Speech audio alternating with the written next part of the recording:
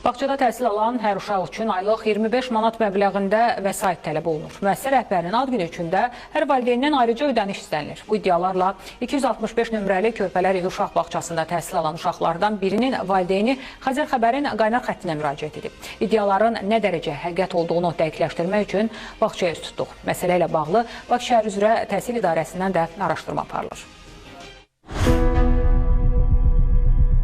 Bağçada təhsil alan hər uşaq üçün aylıq 25 manat məbləğində vəsait tələb olunur. Ödəniş edilməyəcəyi təqdirdə uşaqların bağçadan uzaqlaşdırılacağı ilə bağlı valideynlərə xəbərdarlıq edilir. Bundan başqa, müəssisə rəhbərinin ad günü üçün hər valideyndən ayrıca ödəniş istənilir. İddiaları Suraxanı rayonundakı 265 saylı Körpələr Evi uşaq bağçası haqqında valideyn Günel Əliyeva səsləndirib.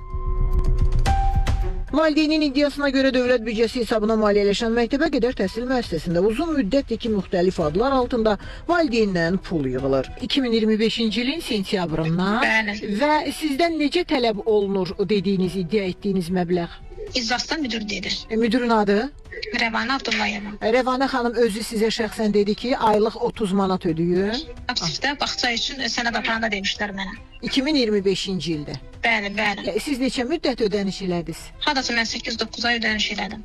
Hər ay neçə manatdan? 25. Tələb edirdilər, yoxsa siz sadəcə olaraq düşündünüz ki, övladınıza baxılır? Bəli. Tələb edirdilər. Yox, indi adam üstündə var. Müəllimləri texnikalara baxır. Yəni onlar mən pis deyəmirəm.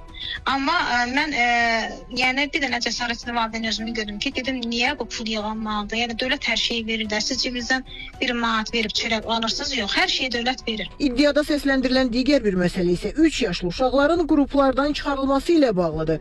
Valideyn bildirir ki, onlara qruplarda yer məhdudiyyəti olduğu bildirilsə də, bu qərarın hansı normativ sənədə əsaslandığı barədə izahat verilmir. Bu yaxınlarda bir iclas elədi. İclasda dedi ki, 3 yaşlı uşaqlar ortaqda qalır. Dedim, qanunda elə bir şey yoxdur. 3 yaşlı uşaqlar ortaqda qala bilməz.